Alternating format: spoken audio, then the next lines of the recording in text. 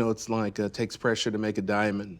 There's a whole part of life that's there, and you don't really know about it until it smacks you in the face. So you can either run from it or embrace it. And it may take a while for you to embrace it, but it's an honor to be a caregiver. You don't see that at first, but it makes you love harder. And that is a virtue, and that's a good thing. It's not a bad thing, it's a good thing.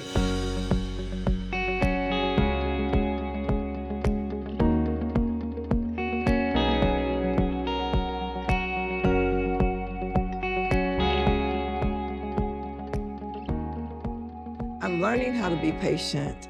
I'm learning how to embrace differences. I'm learning how to understand that how quickly life can change for you when you're not thinking about it. And while it was him today, it could be me tomorrow. Right. And so I just tried to pattern my patience, my compassion.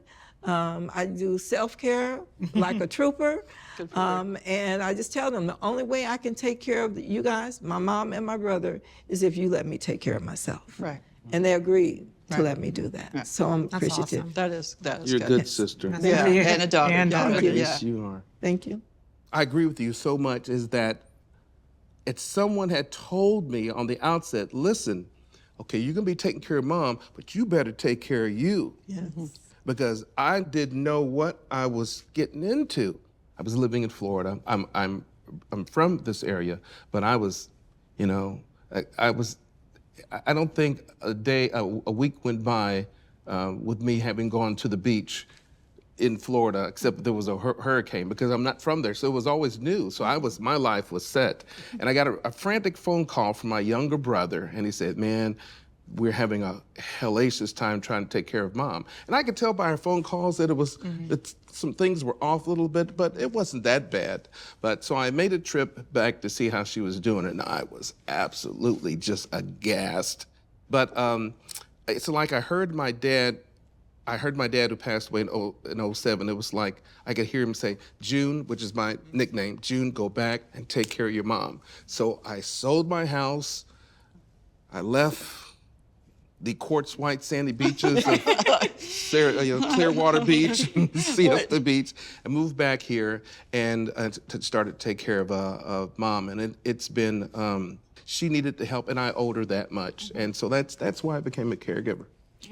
My mom really didn't have any health issues, and then it was like everything popped up at once. So she had her yearly physical. They suspected breast cancer. That wouldn't have surprised me. It ran in her family, so it was more like when she was going to get it.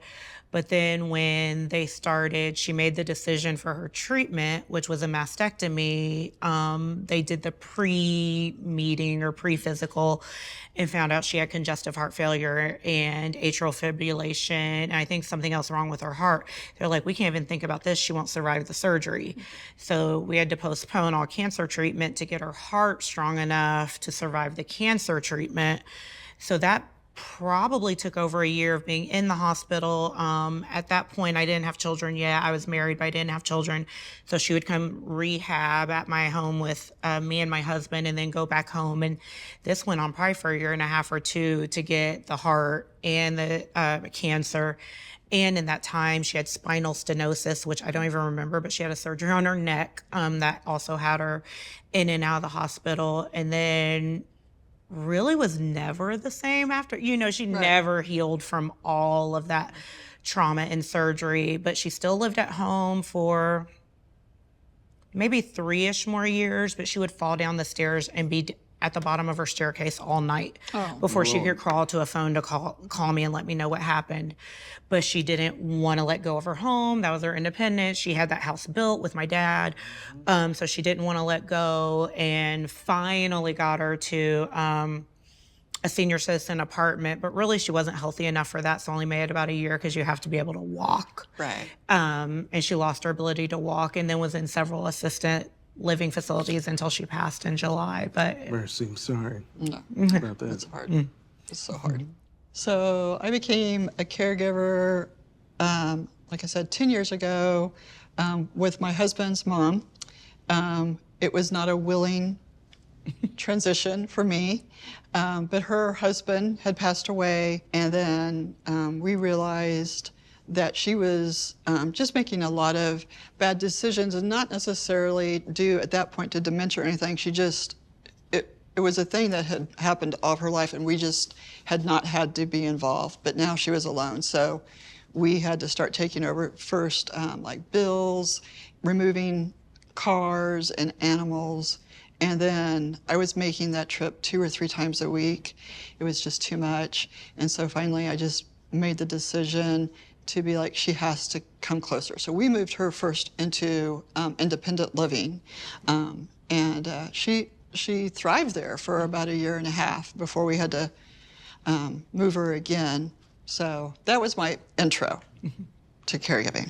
Actually, I had no idea I was going to be the caregiver of my mother. I'm the youngest of 2 daughters, and my mother is estranged from her oldest daughter, and so everything fell in my lap. My mom was living in her home alone, and she would begin to call me in the evenings, very confused, very fearful, and just frantic, really. What am I going to do? I can't manage this anymore. I need your help. And that put a lot of stress on us, of course, being long distance. And so that was the first clue. And we kind of rode that out for a while, thinking maybe we could get somebody in to help her in her home. And being the independent woman that she is, she didn't like that. As I was growing up, my mom would say to me multiple times, I worked hard all my life. I don't want you girls to have to take care of me. So I thought, great. So what is caregiving? So all of a sudden she needs me. And like, what does this mean? What is this gonna involve? So we just tried all different kinds of resources of outside help, and she was resisting. So eventually when we figured out that she wasn't eating well anymore. She used to make like 3 nutritious meals a day. She was making like 1 bowl of hot oatmeal a day. That's all she was eating. We found out that her bills were not being paid, and she wasn't taking her medicine the way that it was supposed to be taken. I found that out by conversing with my neighbor. That was the time when we said we need to make a move for her, and we helped her to move into an assisted living. That's where she started. But she's in memory care right now, and there is so much to do behind the scenes to be a caregiver. You just don't drop them off and say goodbye. There's so much responsibility. So no, I was not prepared for that at all. I did not have any preparation. I thought I knew what I was doing. I thought the best situation was to be the sister who would step up and say, you could come home with me. And probably 2 days into it, I found myself sitting on the steps with my head in my hands like this, thinking, what in the world have I done? I never thought that I would care for a sibling before my mother. Ironically, my brother had a stroke about 3 years ago that rendered him immobile, and he needed 24-hour care. And so he was the first to come to my home. My mother, who was 96 years old, was living independently on her own, but then we began to notice changes with her, with medication, with her eating habits, with her asking questions, and just seeming like she did not have an understanding of certain things that were just normal procedures. And so I thought, well, why not make it a room for 2? So I called them my residence in apartment A and apartment B, and I'm in apartment C. I don't think I was prepared to be a caregiver of the parents. We called them at our house the parental units. But I've been a caregiver all my life. I mean, I worked in social services, I worked at group homes, I worked in education. So that was kind of my role. But I grew up with my mom and stepfather who raised me being like these incredibly responsible people. They had their funeral planned, all paid for and everything when I was in college. They had long-term care insurance. I mean, so to me, and they were both really healthy. And my mom was 9 years older than my dad, and up until right before my mom passed away, they were wintering in Tucson. And so, like, just as I was kind of getting my girls, into adulthood, I was like thinking, okay, it's my turn now, I can do this. And then that's when everybody fell apart at the same time. And with my husband's mom, because there was an emotional disconnect between him and his mother, and then also me, there wasn't like the guilt. It was more like I was like the stern, like, this is just what we're doing. We're doing this. We're not voting. This is how it's going to be, and we're not even going to discuss it. And I was a little bit grateful that she was. I think that's really what she wanted, was somebody to be in charge, because since she had been married multiple times, I think she was just used to being taken care of, and so she did not resist. But when it happened with my biological father, I did not grow up with this man in my life as my father. It was also a really different situation. There was some emotional stuff that went with that, but we still kind of fell back onto this is just what we're doing. With my stepfather, the man who raised me, that man is a giant still in my eyes. He came and married my mother with 4 children, and was just he's this incredibly intelligent, kind person, and to see him losing what I feel like and what he feels like and can say, some of his dignity, he is completely fine with us doing the things that we are doing, but I know it's a resignation, and so that is hard. That is very emotional for me. It's a tough spot. I never thought. I just don't think I ever imagined that I would be in the situations where the man who I was 2 years ago calling to still ask advice to was now going to be the person I was like, this is what we're doing. So yeah, it's a different role for me as a caregiver for this person. So You have a kind heart like his. thank you, thank you. He's a terrific man. It sounds like it. Yeah. Well, I realized that I was not ready to be a caregiver when like yesterday, I remember my younger brother saying, man, it's like I'm looking behind me and I see a wave the size of a Niagara Falls behind me. Yeah. And I didn't get that until I got there, and I saw all the stuff that she, my dad had, before he passed away, he had set it up so that she could have lawn care. So the yard always looked okay, but the house, and she wasn't taking her meds, and her television was broken, and the plumbing was all messed up, and she'd get sundowners. Yeah. And then she would become really mean, and she's still mean, but exponentially mean. Yeah. And I wasn't, and I was like, why is it that when it seems like the sun sets, she loses her mind? Right. And a friend of mine at work, who was a nurse, and she explained it to me, the chemical changes that are going on in that time, and it was, I was not prepared for it. I was had just finished taking care of grandkids and got them all. Right. So I was in the sandwich generation, and now I'm back living across country,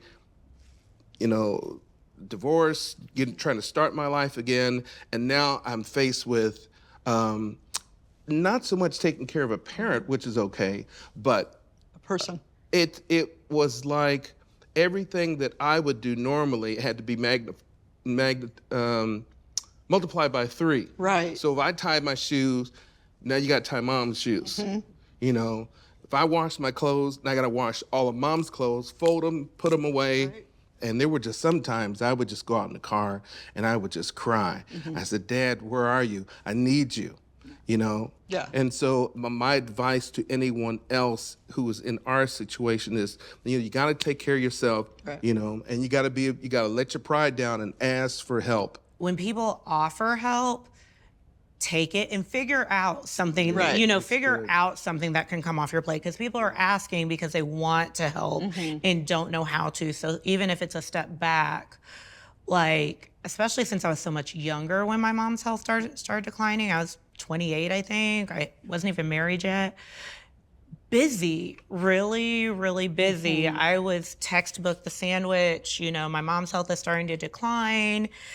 She's divorcing, I'm essentially an only child, and then I got married and I had 2 babies, and In fact, I did a career change about 3 years ago, and people were like, "Oh, education's so hard." And I was like, "Kids are fine, parents are fine." Like, something was gonna have to give, and Right. so I had a career change, which helped a little bit, but just really, really busy all the time, and just the mental load. Even if I'm Mental not, load. the Yeah. mental, I didn't take her to every single doctor's appointment, but I have to figure out how she's getting there if I can't take her there. And then my husband, who is great, but I wouldn't even ask him. I was like, "You promised God to love me forever," So then I had to, I have this, like, I need you to do this. Not because he wasn't willing, he's just used to me doing my thing. Yeah. So I had to do a better communicator of what I needed with him. And then when people offered help, figuring out what can come off my plate. Right. That's so true. It's hard. It's hard to do. Caregiving, learning to trust the people that you entrust your loved one to, that is a process. Since my mom is in memory care, I was really kind of confused, and I'm still learning my way, like what are my responsibilities and theirs, and because the big responsibilities are taking care of her finances, her doctor's appointments, answering the emails, the phone calls, all of that is important. But I think one of the most rewarding things for me, and as I'm learning to caregive my mom, is getting to know her as a person. It has reinforced my philosophy that it's the little things in life that really make a big difference. She doesn't expect big things. It's bringing her a baked muffin. It's going for a walk and picking wildflowers for her. Peruse a magazine with her, that I get to listen to her talk about her childhood. And it's these little things that I think that makes her feel good, and it makes her feel connected to me, and I feel connected to her. And it's the first time really since, I'm a very grown adult, since we've had that closeness. So I'm thankful for that aspect of caregiving. Yeah, I was not thankful at all. The first time around, I was not thankful, and I was really angry, and I was resentful. Tell us how you really feel. Yeah. Well, because this was my husband's mother. Right. But he had already disconnected from her in his childhood, and I kept trying to explain to him the importance of preventative to try to keep it from getting worse, and so we weren't cleaning up a mess and stuff.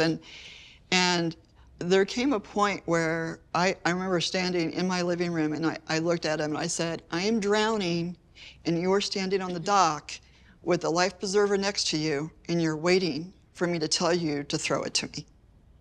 And you're watching." That's good. It was hard. Yeah. And, that's how that went. With my dad living with us right now, the things that have changed me is that I'm much more forgiving of myself. That, like you said, it's the little things. So, it's not about cooking all 3 meals for my dad. It's about knowing that what did his life look like in his apartment and providing that, and knowing that he was completely happy with it, and then not hearing that voice that I know is my mother saying, "Why aren't you doing, But I think that when you go from being a parent straight into a caregiver, mom guilt kind of just follows right into it. And I've just had to be, take a breath and be like, the only person that's upset with you is you. So that's where it's, and it's ongoing. It's a day, minute by minute thing. The thing that I find rewarding with Mom is when the times when she comes out of that dementia, Alzheimer fog, the times it comes and it's just like a little blink of her again, and she'll say, "Thanks, June." Yeah, that's nice. Yeah. My rewards have shown themselves in various ways with my mother especially. I know when we are making contact with each other, because she has this beautiful smile that comes on her face, and her eyes twinkle. And that's when I know that I have my mom. Yeah. You know, we reminisce about stories of her growing up because, of course, the long-term memory is the one that they have the most present with them. And so just the other day, I take her on day trips when she says she wants to go home because we still have our childhood home. And so I will take her there and let her stay while I run around the corner to go to the store. Yeah. And it never fails. By the time I get back, she's in the bed with her pajamas on, like that's where she's staying. So, I give her solace. I'll climb up in the bed with her and just kind of lie there and talk to her about things that she can talk about. Right. I think it's through the patience that I have with her and the compassion and the empathy, because I share with my siblings that when we look at mom, we're actually looking at ourselves. Should we be blessed to live to the age that mom is right now? And so I try to remember that when I'm dealing with her and wanting to make sure that hopefully my son is watching or one of the relatives is watching, and the patience that I'm showing with her, that they will show with me should I need it. I concur 100%. If I could describe caregiving in one word, it would be empathy. For me, I had to really look at the Webster's dictionary definition of empathy and try to emulate it. I've got to kind of feel like mom feels. I've got to kind of feel like how my siblings feel. Empathy, I think that my advice would be is you gotta eat right, you gotta try to sleep, you gotta take a trip. I didn't know that. Who tells you that? Even my friend who was the nurse who said they have support groups for people who are caregivers. All that stuff helped. But one of the big things is that you gotta take care of you. That's so true. And what we do and what we would tell others, I would say it's a commitment. That would be my word. It's a commitment. And I'm not saying a commitment to those that you've said yes to. I'm saying a commitment to yourself. Making sure there's self-care built into your schedule and that you plan to take care of yourself. They out on the airplane, they say, put your mask on first. Put your mask on first and make sure that you're getting what you need so that you can then pour into others after you poured into yourself. Yeah, that's good. I agree with all of that. Adjusting my priorities, not being able to spend as much time with my grandchildren, not taking walks when I want to take walks, fitting in phone calls when it's best to make those phone calls in the morning when I'd rather do something else in the morning. Yeah. It's just, and I don't always do a good job of it. I can feel very resentful of it at times, and I really have to watch my attitude about that. I can feel resentful about caregiving. But It's okay to be selfish. right. Yeah. And there's a balance in that. It's not an all one or all the other. Yeah. It's a blend of the two, and it's like a dance. You're like doing a dance, and it's so tricky to come up with a healthy balance, day to day, because every day changes. Right. Absolutely. Yeah. Do what works. You really do what works. Like sometimes we put so much pressure, Mary Jo, you reference it, on ourselves for things to look a certain way. And they don't have to look a certain way to be very special and memorable. So I've really just learned to go with the flow a little more. It'll work out. It's like it takes pressure to make a diamond. There's a whole part of life that's there, and you don't really know about it until it smacks you in the face. So you can either run from it or embrace it. And it may take a while for you to embrace it, but it's an honor to be a caregiver. You don't see that at first, but it makes you love harder. And that is a virtue, and that's a good thing. It's not a bad thing, it's a good thing. Caregiving has made me a better person because it has given me a different lens of looking at life.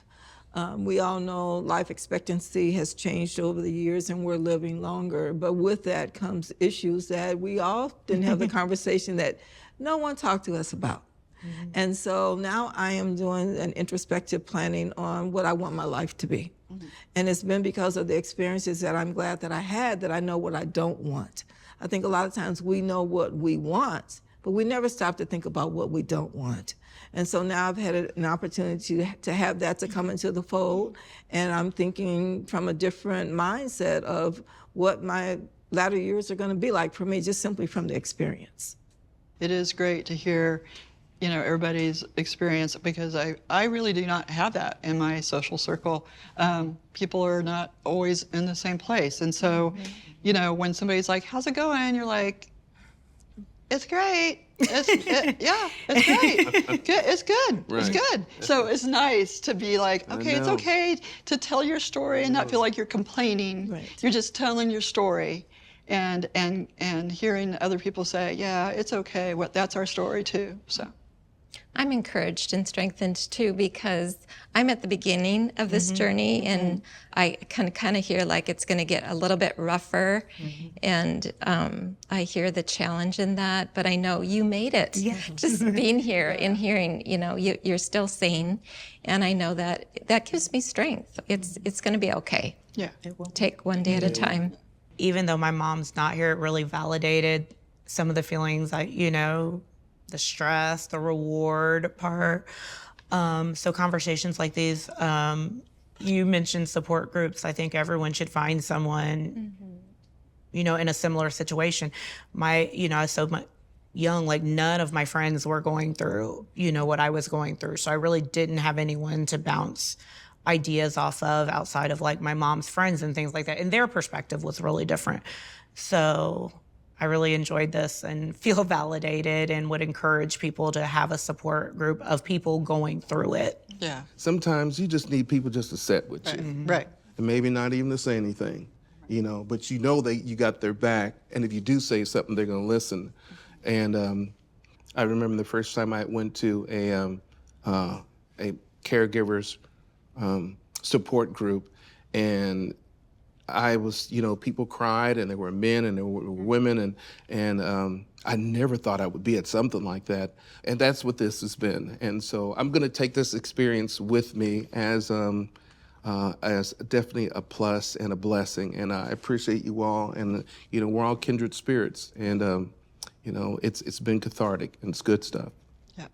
Well, I'm thankful for being here today. I always try to take away something that I didn't know coming into a conversation, and building my Rolodex of support for me, for my loved ones, resources that are available, strength that you pull from each other, just having the conversation and knowing that you're not whining. Someone understands what you're going through.